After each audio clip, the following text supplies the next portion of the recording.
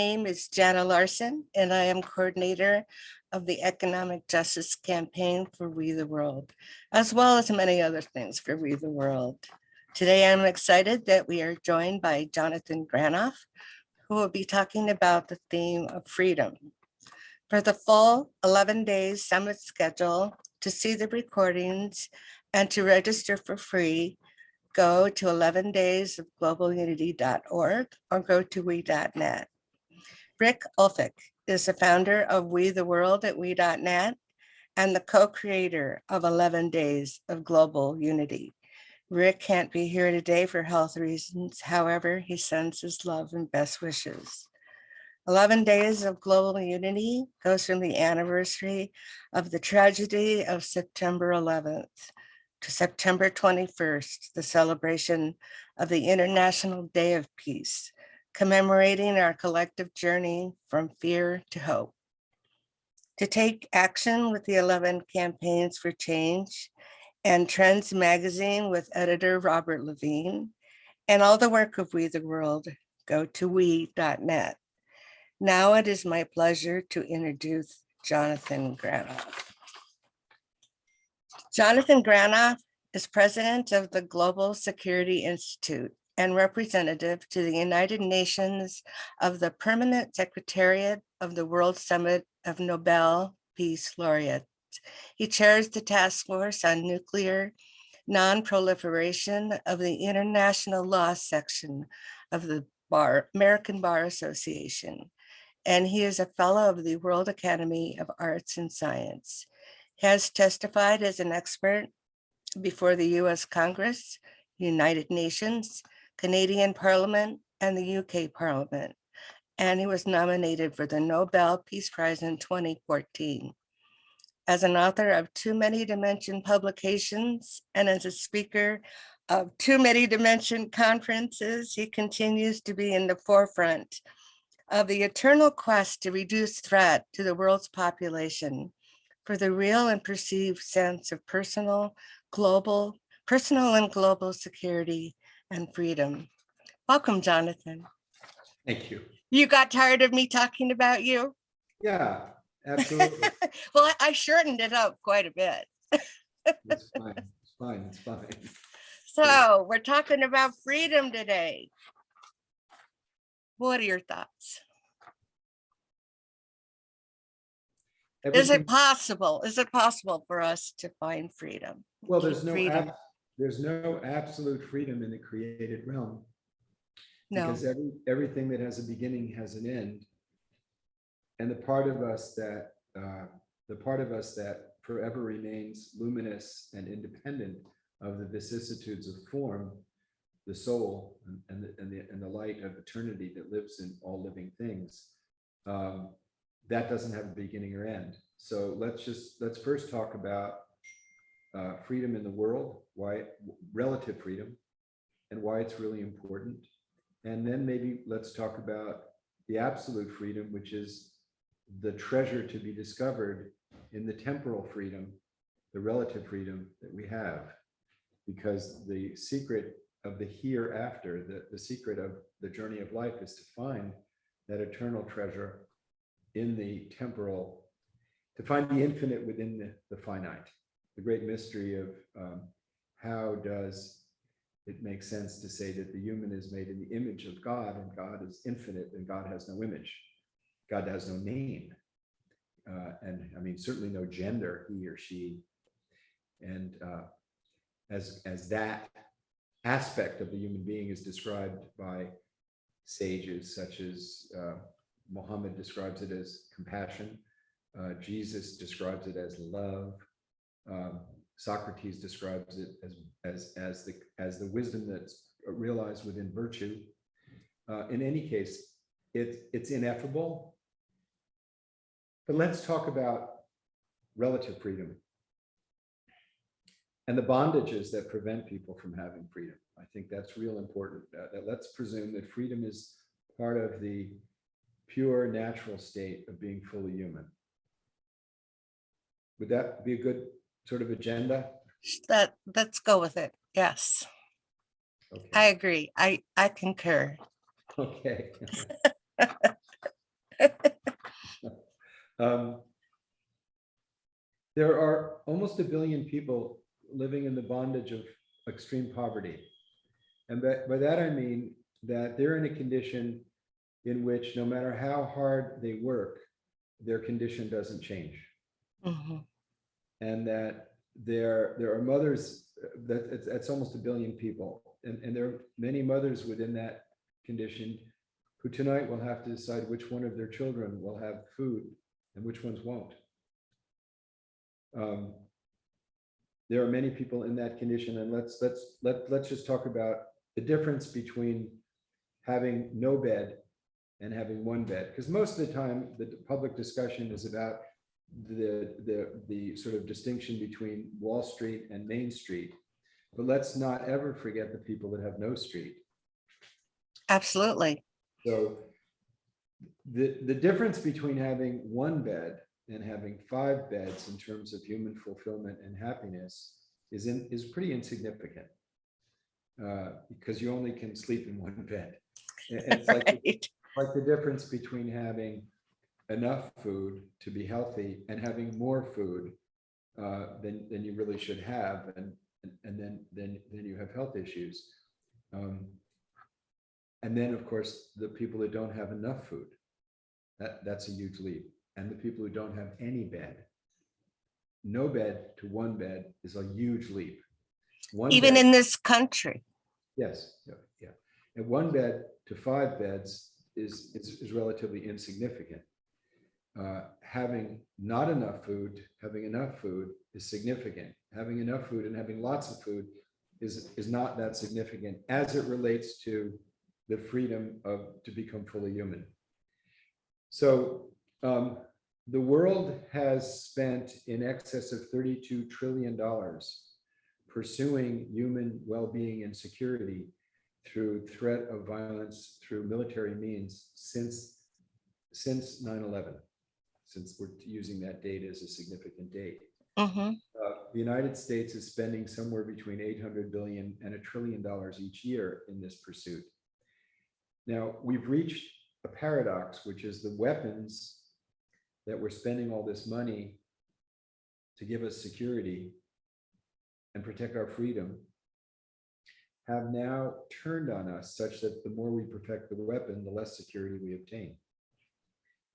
The more we perfect nuclear weapons and other weapons that are not so well known, the more risk we place over our heads to commit the greatest sin that human beings can't even imagine, ending the capacity of new souls to live in this beautiful, miraculous creation, ending the human endeavor entirely.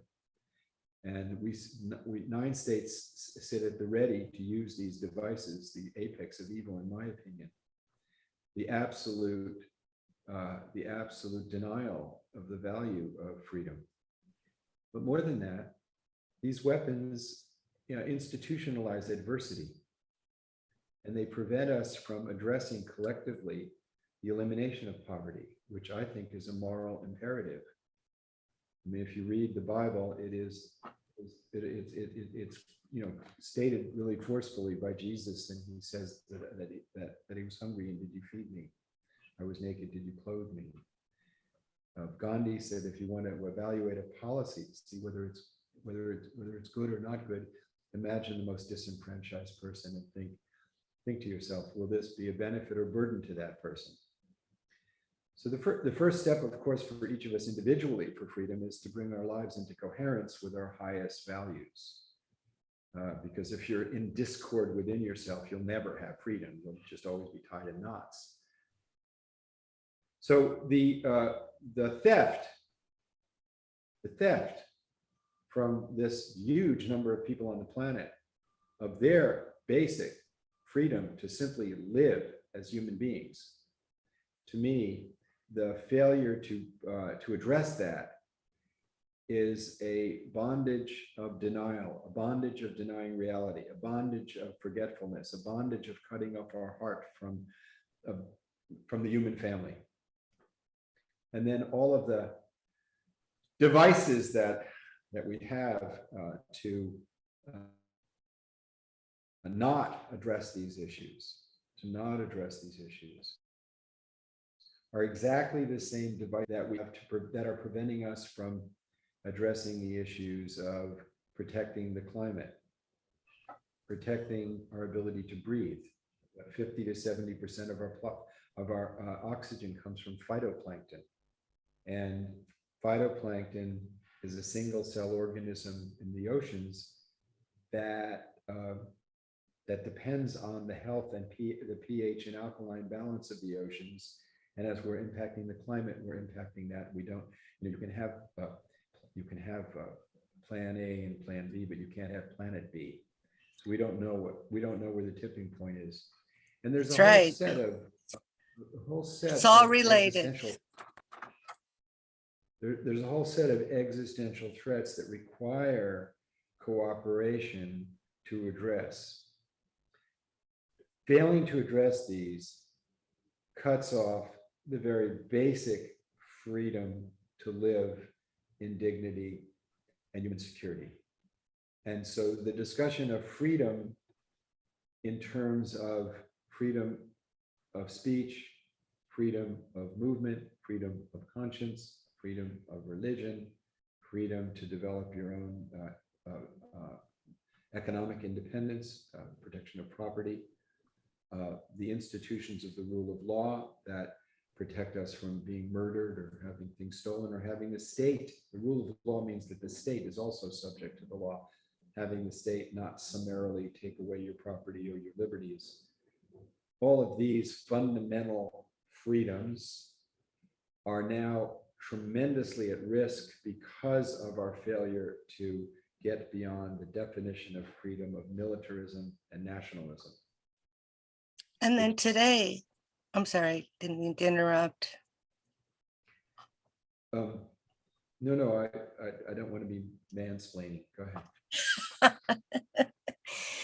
Well, then today there's the freedom of reproductive rights for women being taken away. And I guess growing up as I have in a child of the 50s, 60s, and 70s, when there was so much work done to help women and to protect their bodily autonomy, and now that is being taken away. And I am not an expert on the Constitution, but it never occurred to me to think that that could be taken away. Fortunately, I'm past that time of my life when I have to worry about it, but it is, to me, it is inconceivable that we would even be having this conversation today, in this time when our democracy is being threatened. Another thing I never thought I would have to worry about or think about. And it's just something that is difficult for me to comprehend how we can even be here. Be in the political circumstance that we're in, you mean? Sure, the time of alternative facts and disinformation, and this growing sense of there's a ideology that this is okay, that we can even be considering not a peaceful transfer of power, that somebody can say, oh no, I won the election, and we can be in this sense where all of this judicial stuff is going on, all this investigation is going on, and yet a team of lawyers are able to make it seem like there's any standing for it to even be considered that, oh, well, maybe an ex-president does have the right to make the decisions that he's making, and to engage people in this sense of he's right and they're all wrong, and just the upheaval of policies that we think that are there to protect us and to preserve our freedom and our sense of security and our democracy are not seeming to be there. again, I'm not a lawyer. I don't know a whole lot about the legal intricacies of whatever this group of people are considering. But on top of just all the just general already mess that there is worldwide, and then there's this, it's hard to understand. And I think I'm more informed than the average person, but maybe I'm not. And so I think it's important to talk about what freedom is and what it maybe isn't.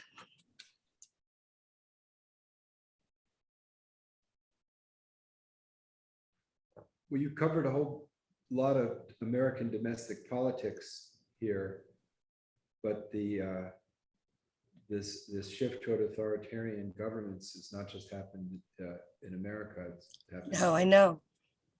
That's the thing. I thought it was other places, and that was bad enough, but it's here too. The framing of the issue, as you framed it, is very much the way the mass media frames it, and the way the alternative media similarly frames it. And I disagree with it very, very strongly. I think that what it should be framed as is there was an election, and the way in which in America we determine truth for purposes of institutional policy is through the rule of law, through courts. Now, so the way truth is determined in a court is by a set of rules called the rules of evidence. So there's a methodology to it. It's not based on how masses of people are persuaded to feel, demagoguery, sophistry. And Socrates describes sophistry in the political realm as convincing people that they know something regarding a subject they know very little about, and then fulfilling their feelings about the illusion that they're under. That's sort of the way in which tyrants gain power. But I don't want to talk about the methodology of tyranny. I want to talk about the American story. So there's a story that you and I believe, share, which is that America is a country founded on the Constitution. We're the first country in human history founded on a legal instrument designed to create inefficiencies within government, compromises that create checks and balances. Now, the Constitution's not a sacred document. It has within it the ability to change it. But more importantly, it was a set of compromises. One of the compromises was a cancerous compromise of not giving full liberty and rights to people of color, or protecting the people who were in this continent before the Europeans came, the indigenous people. But nevertheless, it was founded with a vision of, we hold these truths to be self-evident, that all men are created equal. That was what broke us away from the hierarchical domination of a monarchy. And when all men are created equal, it didn't include all men. It didn't include men of color, it didn't include indigenous people, it didn't include men without property, and it didn't include women at all. But the implicit in the vision, and implicit is the equality of people. And today we know it must include women, it must include all people, and that has become a touchstone for the legitimacy of governance since then. In other words, the legitimacy of government comes from the people who are being governed, the legitimacy of the government.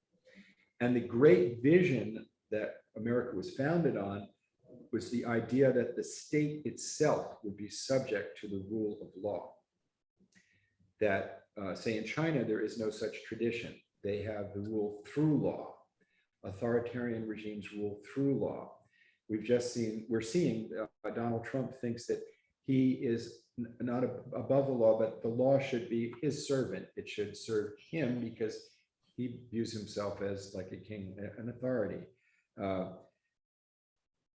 I think that the way we should be looking at the last election, the election of Joe Biden in the United States, is that 60 court cases decided unanimously that the election was legitimate. The rejection of those decisions, many of which were by right-wing Republican Trump-appointed judges, in which they said there's no evidence of a fraud, and we determined that the election was legitimate. The rejection of those 60 court cases is a rejection of the rule of law. The rejection of the rule of law is a fundamental rejection of the United States of America.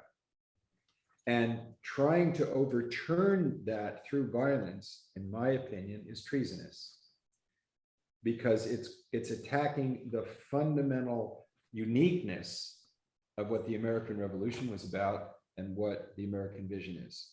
Now, there's, of course, a problem in American history of the battle between fundamental human rights and property rights. We had a civil war over this issue, in which the assertion of maximum property rights, the right to own human beings, was asserted by a number of states, and we held the United States together, rejecting that assertion of property rights. But in law, the protection of civil rights of people of color doesn't really take place in law until the 1960s. So it's very recent that America has even come close to starting to, fulfill that vision of, this is not freedom we're talking about. This is just fundamental citizenship. This is just the basics. And now we have a assault on that pillar, on the rule of law. It's garbed in social media language. It's garbed in, do you believe Donald Trump or do you believe Joe Biden? Do you believe this one? Do you believe that one? That's just really not relevant in terms of governance. What's relevant is, do we accept that the rule of law will govern our institutions, and that the way in which we determine our institutions is through the legal proceedings? Or do we throw out legal proceedings and have a popularity contest or a power contest? So that, to me, is what's at issue here, is the rule of law. So why is it even a question? Is it that people are Well, as you are just blind followers, or they're uneducated, or they go where the masses go, or what? I can't understand. I'm not quite sure, Jenna, what you're asking. Why are there so many that don't see that it's a matter of? Well, because they're given a lot of information. There's an intentional, interjection of exacerbating intent by nations that are hostile to the United States.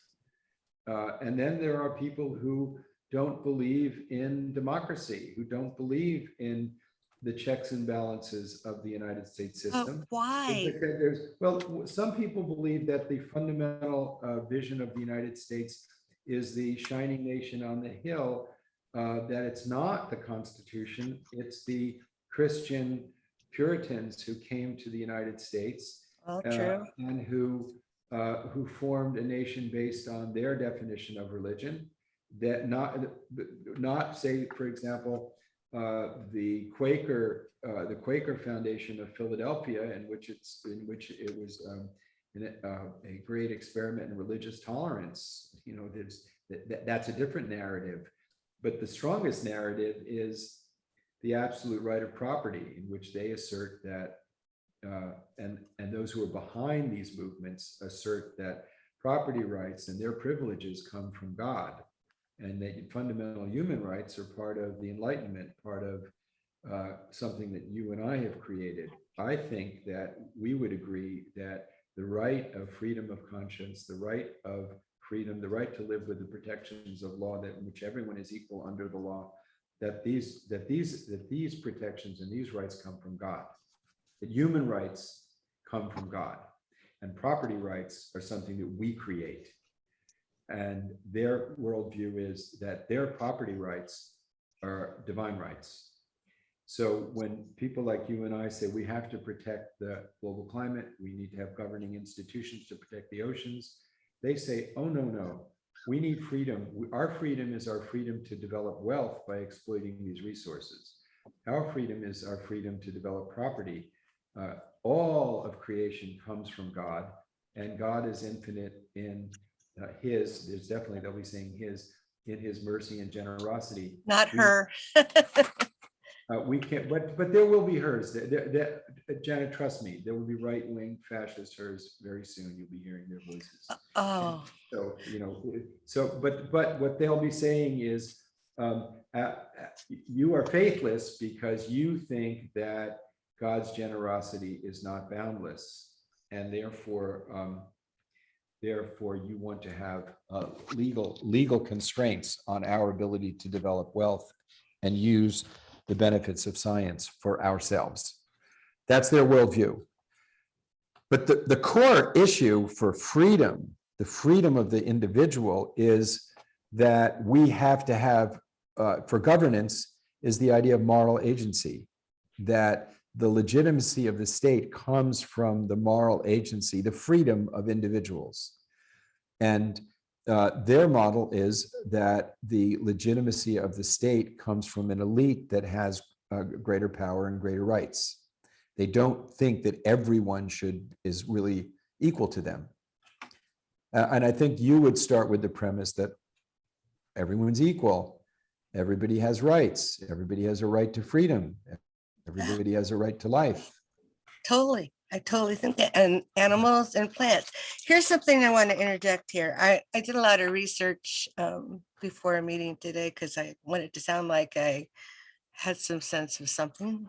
And I found an article that you wrote. Well, it's actually from an address, and it's called Freedom from the Scourge of War. And you made this as a representative of the International Peace Bureau in December 14th, 2007 in Rome. And let me read this. Our personal goal in life can be to make our own lives sanctuaries of peace. For peace is not just the goal, but also the way. War is a consequence of forgetting this human purpose, to be at peace and thus to learn and to love. The hatred engendered by war is the ultimate distortion of balance. And I'm just going to add, it kind of goes along with what you were just saying here. Balance is achieved best when we move from love of self to selfless love. For no other power brings humans into harmony between inner purpose and outer expression as well. And when such harmony is achieved, individual lives are at peace. It is my fervent hope that we are all blessed with lives dedicated to serving this principle of peace. And to me, that's an ideal situation, that we would all think that way. And yet it is not that way, but it's how it should be. I was packing on. There was all sorts of things going on during this. There's something going on here. Centered around, You hear that? Subculture, a lot of BDSM stuff, a lot of Callum, can you? Yes, Okay. sorry. I don't know why I unmuted. All right, anyway, so, and I did a lot of other research, and I saw that you quoted Eisenhower a lot. He must have been a person that you admired.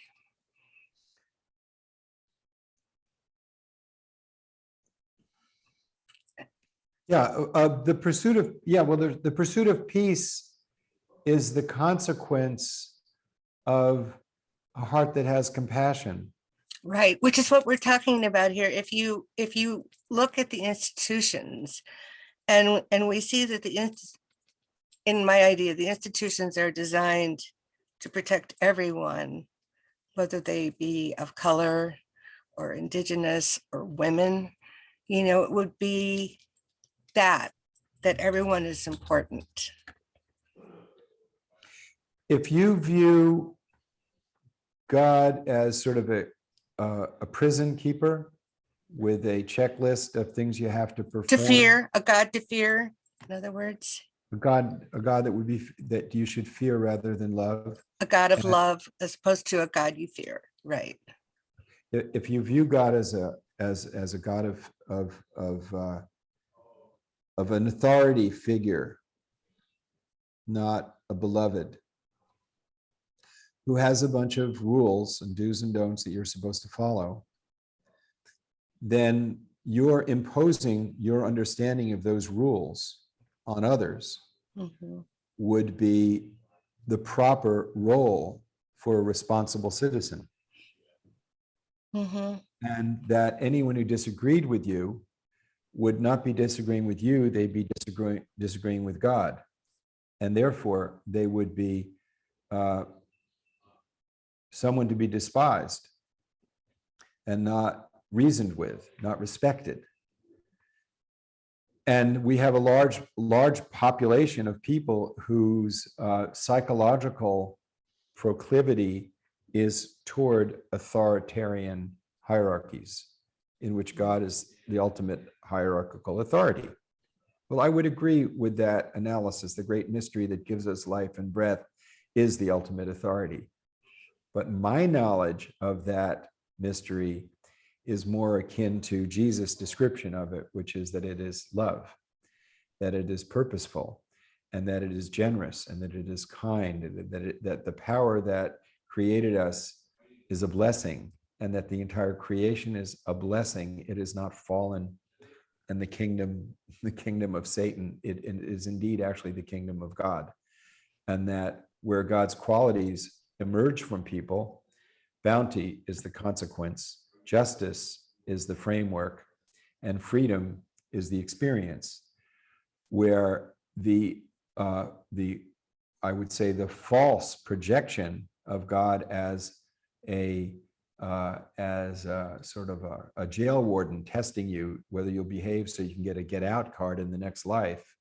These are all stories to me, not inconsistent with my experience of the inner grace, which is I think pretty much universal of people who've gone deep within themselves, that they find that the power of the soul is beautiful and generous, and the evidence of people doing that is compassion, because we are in truth interconnected. We are in truth part of the whole, each of us. And so a person who goes deep enough within themselves, they won't be able to go deep enough within themselves until they have compassion. Compassion is the doorway to connectivity and the doorway to the wisdom to understand the nature of that part of us that is free. The mind is never free. The mind is a vehicle to be controlled by wisdom. Wisdom is free. The mind is always bound and always attached to desire. It has no peace. There is no peace in the mind. It's always moving. It's like a monkey, always going to the next branch. Whereas the soul is always free and always peaceful and more like a mirror.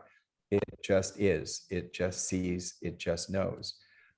And within it is the experience of unity. And within the experience of unity is feeling the suffering of others. And then the actions that come from that are the actions of justice. And the actions of justice can be embodied in institutions, and institutions that are embodied in an authoritarian model will suppress freedom because they don't believe that all lives are interconnected and valuable. They believe that there's a hierarchy, and ultimately you need to find a rule book, whether it's the Bible or the Quran or the Bhagavad Gita, whatever, or Confucius Analytics, whatever it is, it's some external rule book that you can interpret as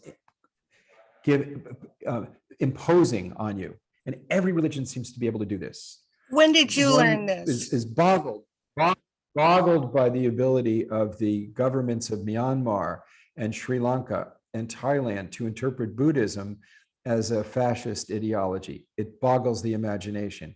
It boggles the imagination that one could take the doctrine of Jesus and turn it into nationalism, or turn it into the Inquisition.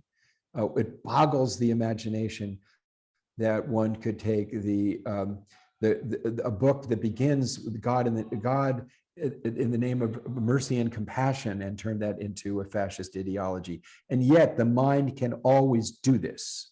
But Find a all of these way. scriptures, Yeah. I just want to finish this one thought. All of these scriptures, when they are applied in practice, when compassion is brought into practice, when love is brought into practice, when contemplative practice is brought into your life, connects one with others and changes you from living a performative life to a transformative life, so that you're not just performing to get a get out pass from the prison that God has put you in, but that you're celebrating the presence of compassion and love in the present. And therein, in the celebration of love and compassion and justice and these beautiful qualities, the gift of that is an inner freedom from praise and blame, from fear of death. Within that is, as Jesus described it, is a peace that surpasseth understanding.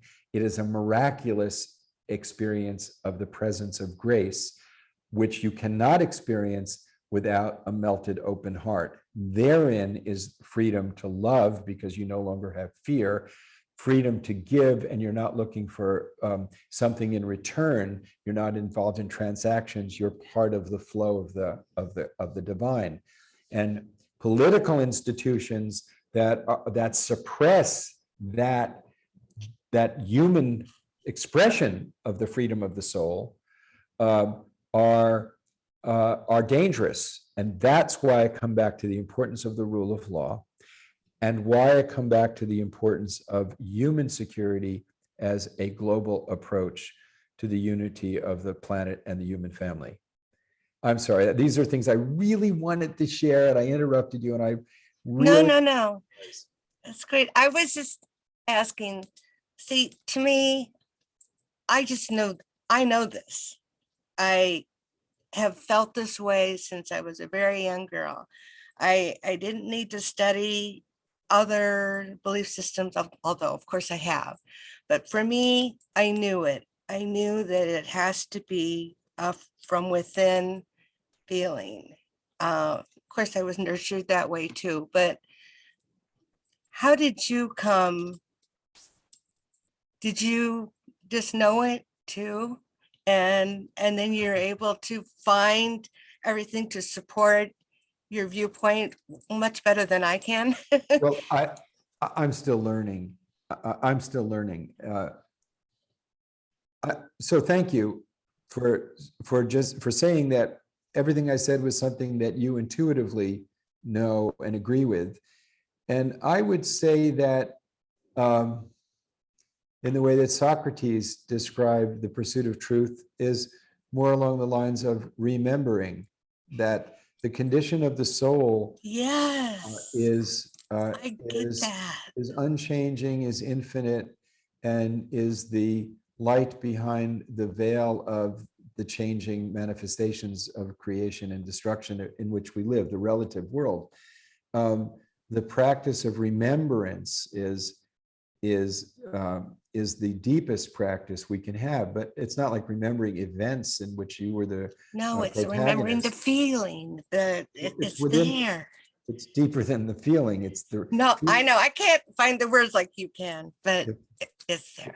well, feelings are often related to the physical body and the emotional self.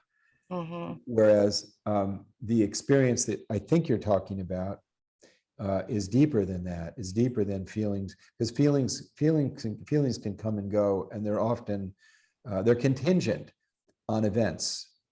Whereas the thing that we're talking about is not dependent on events. And It's that's an where feeling... intrinsic knowledge. That's what I call it. Precisely. An intrinsic knowledge would be a perfect way of describing the intrinsic knowledge of the reality of our humanity. Mhm. And that intrinsic knowledge is unchanging, so that even people in the worst of conditions, I mean, there's fantastic books by Frederick Frankl of people in concentration camps Mhm. actually finding meaningful lives Mhm. in the worst of circumstances. I mean, the story of Jesus, the Passion of Jesus, is the worst Yeah. of circumstances, a being who is completely liberated as an example. Or Socrates drinking the hemlock, knowing that it's going to kill him, but he does it out of an act of love and compassion for this community. And when he says the rule of law has been misapplied to me, but it's really important for everybody else. And since I know that my soul is immortal, I am not giving up my freedom. Right. I'm not giving up anything, because he had already given up the attachment to things that we all have to give up at some point. The soul's journey. Well, so all of us have bondages that impair Our physical bodies. Well, our physical body doesn't have to be a bondage if our attachment to it is not excessive.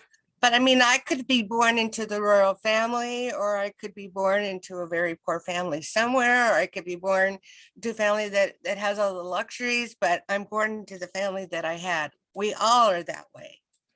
And we all have advantages or disadvantages based on to the body we're born into. Now we're getting into a whole different topic. I know. Well, not really. But our attachment. I know, to me it's related, but go ahead. I'm sorry. I'm a terrible interrupter.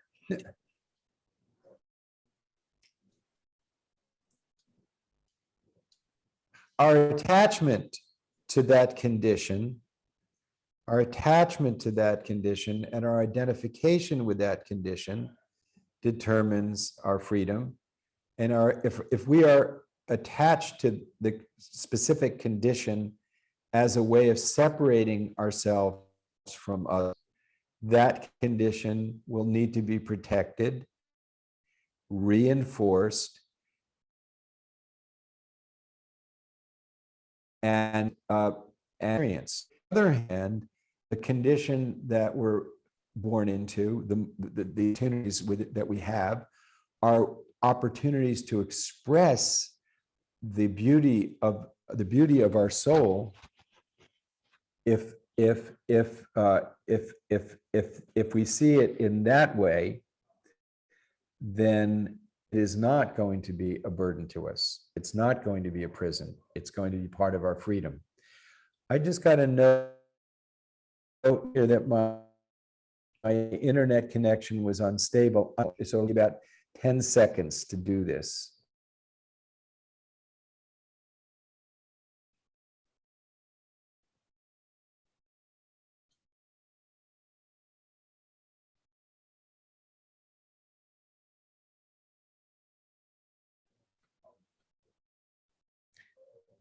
Jenna? Yes. Can you hear me? Yes. You're not freezing up now. Yeah, one of us had. Yeah, good. I apologize. Yeah. So I was pointing out that the condition of our birth, whether we're royalty or poverty, the level of hell or heaven of that condition is dependent on what we're attached to. If we're attached to the qualities of the heart that give freedom of the soul, and we have enough for our physical needs, then that can be a life of tremendous meaning and liberation, a process of liberation, a process of expansion, a process of discovering that intrinsic nature wherein there is freedom, wherein there is the ability to love to give without expectation, which is real love. On the other hand, if we are totally identified, like, whatever story you tell yourself, and you have to protect it, you'll never have freedom. No. Whether you're the king, because God's always going to be a bigger king than you. Whether you're an artist, God's always going to be bigger. Someone's always going to be a bigger artist than you. You'll always be in a competitive cycle of lack of comfort and ease.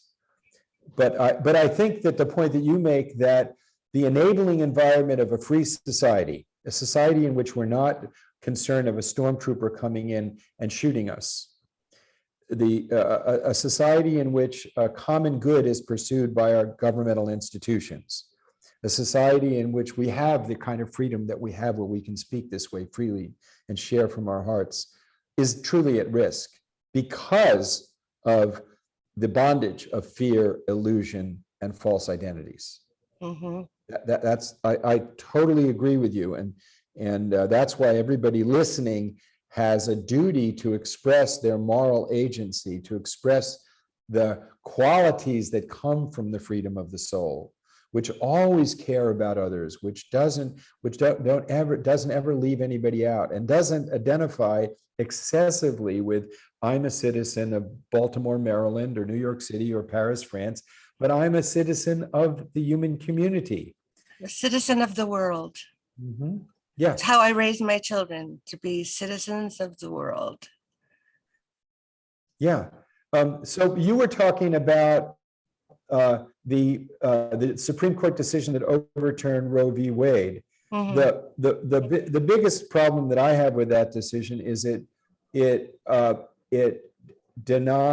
implicitly denied the right of privacy, Mhm. which goes even further than the abortion issue, Mhm. that it lays the groundwork for a surveillance state if you do away with the right of privacy. The right of privacy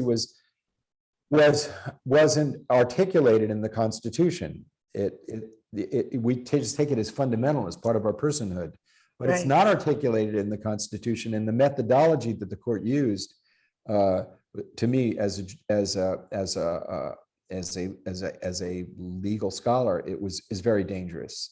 And the challenge to our freedom by the Federalist Society, that's run by people who are passionate about Opus Dei, which is a very narrow and particular interpretation of the Catholic faith, is very dangerous. And they just got $1.5 billion gift to distort the political freedoms that we take for granted.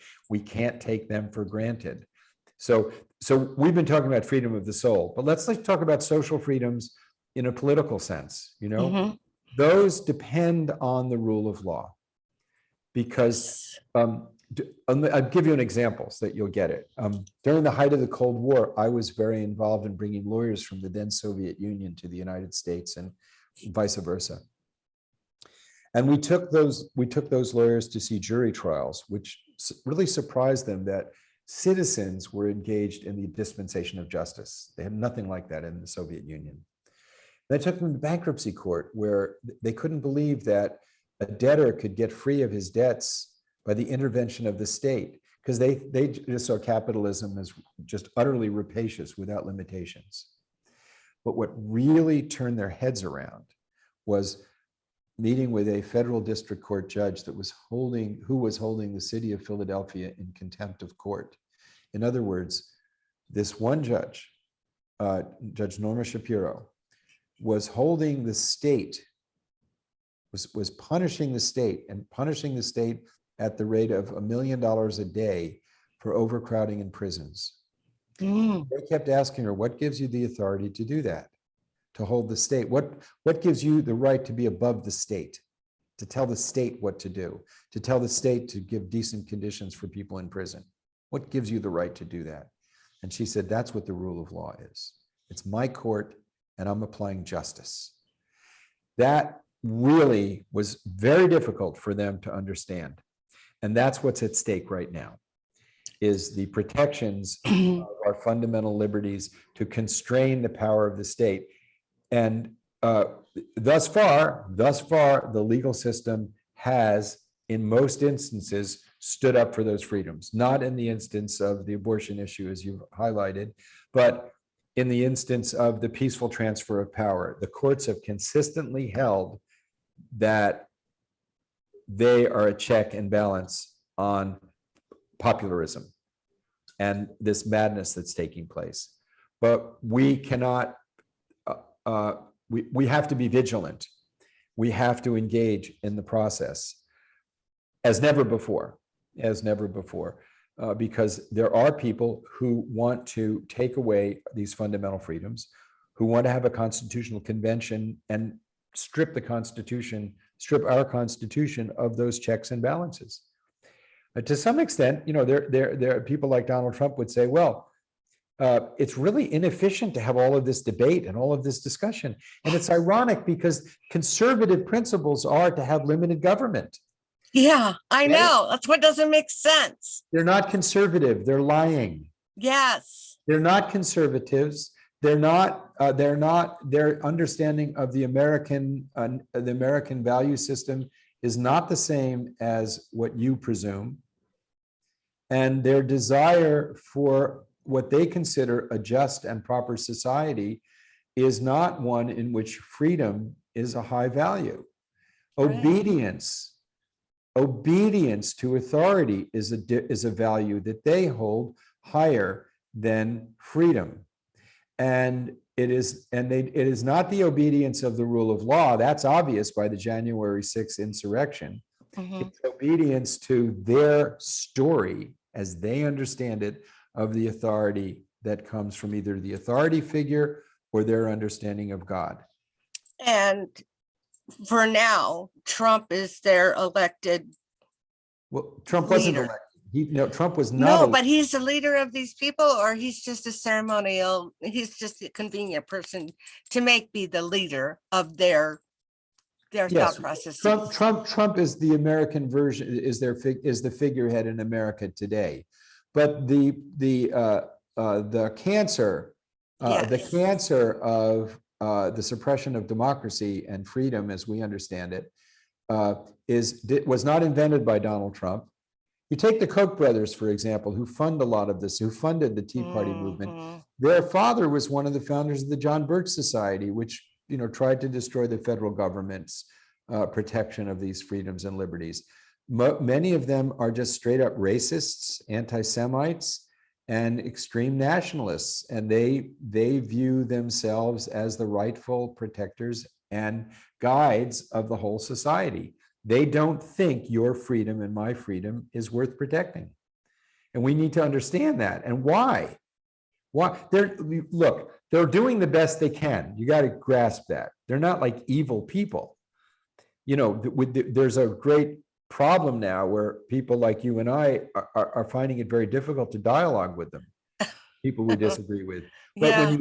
when you do break that barrier, you discover that what is behind much of this distortion are values that we share. Like, for example, on the abortion issue, they truly believe that the sacredness of life, which we hold very dearly, you and I, begins earlier than you and I would put it. It's a chronology issue. Obviously, we would abhor the idea of an abortion in the 8th month of pregnancy. That would be inconceivable. Right? So they just place the miracle. The miracle is earlier. So it's not like they're evil. It's that there's fundamental differences. Now, where we really differ is we value dialogue. But Mhm. if you're the agent of the ultimate authority, There's no room for dialogue. no room for dialogue. That's where it gets scary. Yeah. Well, so if you had to say, would you say good will win out in the end? Oh, first of all, I don't consider that my understanding of the good is the ultimate truth. I leave open the fact that I could be wrong. That I do believe that my understanding of love and compassion and peace are as the supreme value toward which I'm striving. But I leave open the possibility that my understanding could need correction. So this is, you're asking me, I'm telling you sincerely. That's ambiguous. It's not ambiguous. I know the values that I have, but the way in which I express those values could be imperfect because I'm imperfect. Well, yes, of course. But I mean, I'm still learning. Can you just say, I think there are enough people that fairly much share the idea that compassion is good, love for your fellow human being is good, and that Well, I don't accept somehow we're going to cure this cancer, perhaps? I don't accept that there's an inevitability to the destruction. I don't Okay. accept that. All right. Nor do I accept that there's an inevitability to the blossoming of a global civilization as the next evolutionary step. I don't accept either It's a of beautiful those. ideal, but No, it is something we should strive for, but Yes. the outcome of our striving is not in my knowledge or gift. The importance of each of us living in accord with our highest values and living with compassion and love, I would say I'm absolutely certain that that's necessary for the fulfillment of each of us. It is absolutely necessary. The outcome in the larger sense of whether this planet will even continue to exist is not in my gift of knowledge. So I'm sorry, I can't say that there's All any, right. and I, I don't think there's any inevitability, but there are truths.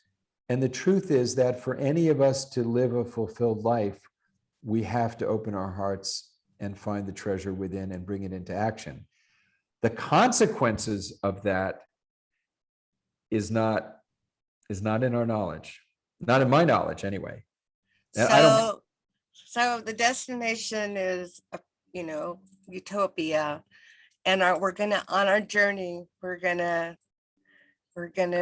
love our fellow human being and could be compassionate and find room for dialogue and hope for the best. could I give you a short story, a Yes. parable to the, yeah. Well, so there was a wise man in a town, and there were some young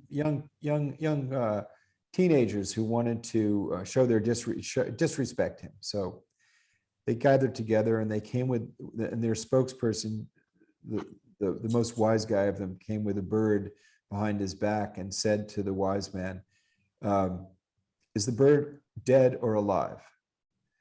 And he knew that if he said it was dead, that the young man would take the bird and it would fly away and prove him wrong.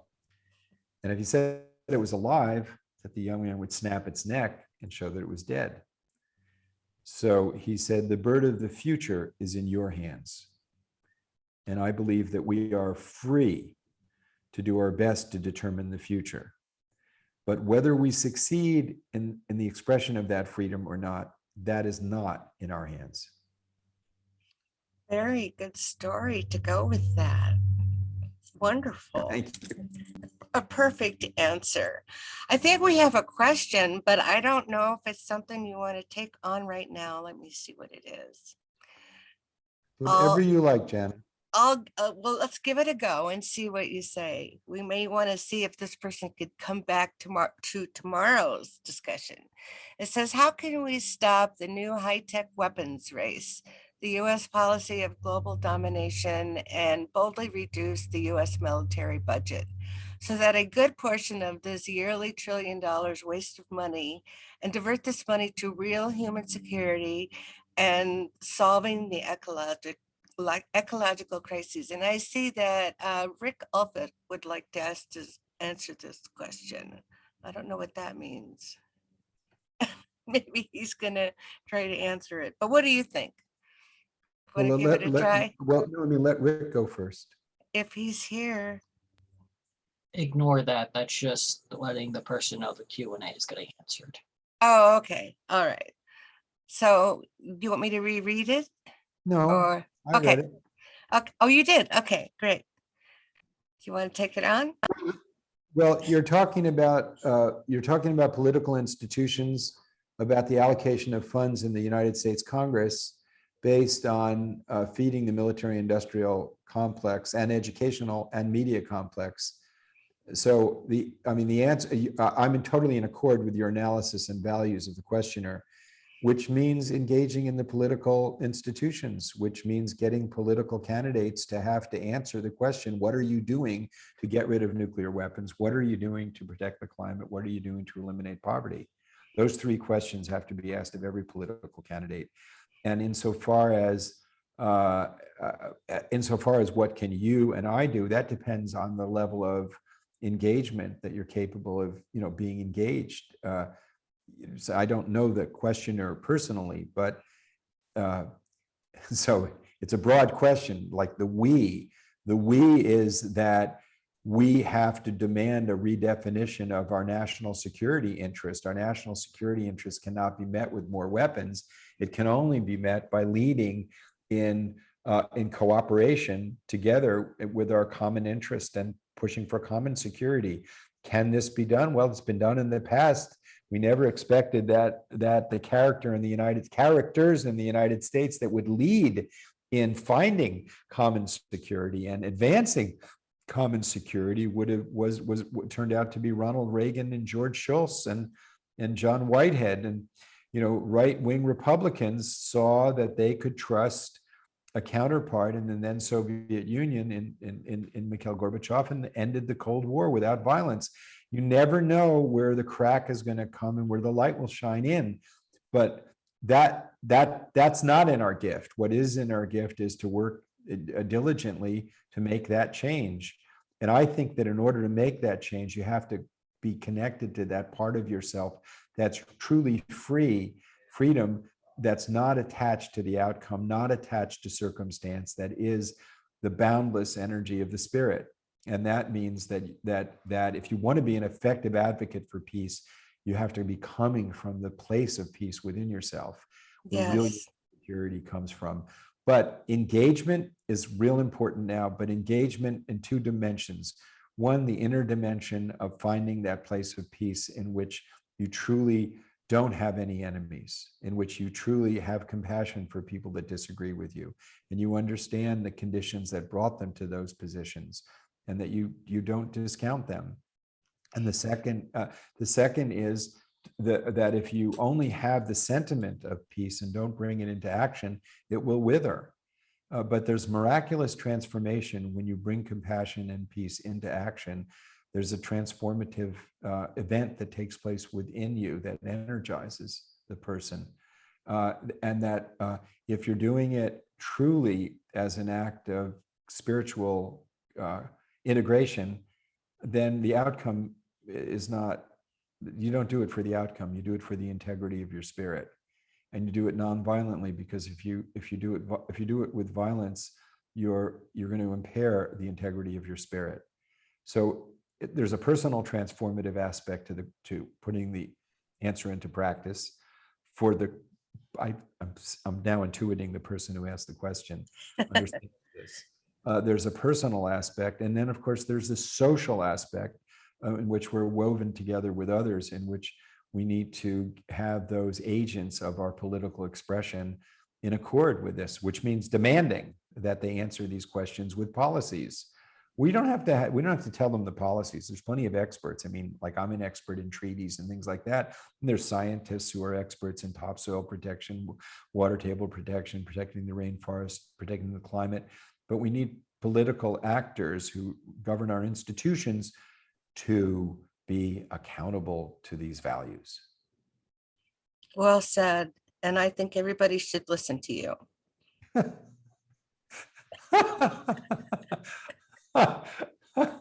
That's very kind. I think it'd be useful to listen to me, but also listen to a lot of other people too. Jenna, I think we all need to listen to each other. I don't want everybody just listening to me. That would be a catastrophe. I'm still learning. No. I think people like me must have a voice at the table, but if we're the only voice, then it's very dangerous. Wow, it'll be interesting to see you at a table with some of these people that I'm thinking of, and see what happens. That would be something right in itself. Well, do you have any parting words of wisdom beyond all the words of wisdom that you've given? A recipe for the future, besides what you've said. You keep asking such big questions, and I know, I'm just a big question kind of gal. You're asking big questions, but you want simple answers. Well, no. Yeah, that's true, Jenna. All right, I want a simple answer. Okay, I admit it. That's true. You're asking big questions. You're wanting simple answers. So I don't think that it's worthy of the seriousness of the issues that we're talking about to reduce. Like, if you went to a doctor to have brain surgery and he said, Well, I'll tell you, Jenna, what I'm going to do is I'm just going to take a knife, cut open your skull, pull the crap out, and then sew it back together again. I think you would say, I'm thinking to get a second I was hoping opinion. for more details. I might go to get another doctor who knows a little bit more about the nuances of brain surgery. Don't think that geopolitics is any less complicated. Oh, I know. But yes, there are principles, and there are principles which is that don't take freedom for granted. Don't think that people who disagree with you are evil. Right. Bring infinite patience to the table and infinite love that comes from the inner spirit. And compassion. Be the change that you want to see. Exactly. That's that. And then one last thing you want the simple. Here's the simple. Yeah. Here's Give the me simple. simple. Here's the simple. Love people, use things. Ah, Never use people. never use people. And Yes. love things. Now, Never- see, that's perfect. That could go on a mug, that could go on all kinds of things. And then we will remind people of that. I mean, that's perfect. And wash your hands before dinner. And floss afterwards. But in a sense, it is valuable to reiterate these principles that help as guideposts Yeah. in our daily lives. So never use people and love things. Love people and use things. Ideas are things. Ideology are things. Religions are things. Nations are things. They're constructs. Yeah. Nations are things, but the humanity that is precious to us is not a thing. We're made in the image of God, and God has no image. So what makes us precious as humans is a mystery. The life within us is truly wondrous beyond any comprehension of the mind. It is a mystery of sacred value. That's why we have to love people. And if we love people and we want people to survive, we are but one thread in a web of life. So if you love people, you have to love the whole fabric that supports our human endeavor.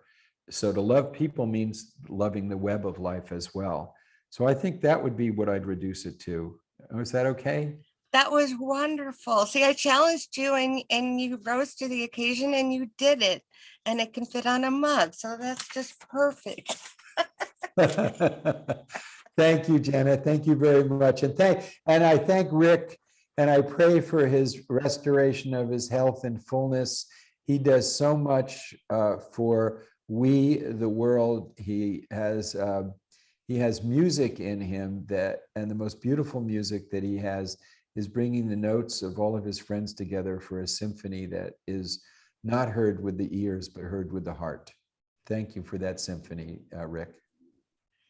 Thank you. And I have one little thing I have to read from him still. It's all about we. Let's turn a me society into a we society so that together we can create a world that works for all. Jonathan, thank you. Thank you, Jenna. It's been challenging, but it's been fun, right? If it's not challenging, it's not worth our effort. Yeah, there you go. No, absolutely. No, I mean, it absolutely challenging is the way you get better. Otherwise, we're just, sort of drifting. So thank you. Thank you for asking me challenging questions and challenging me to come back to, to the simplest parts of the matter.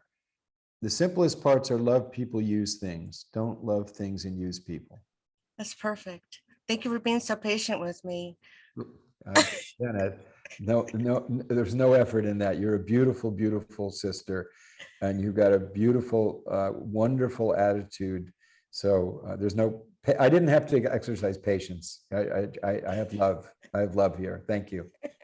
I have love for you too. And this has been great. Thank you. Go in peace. Bye.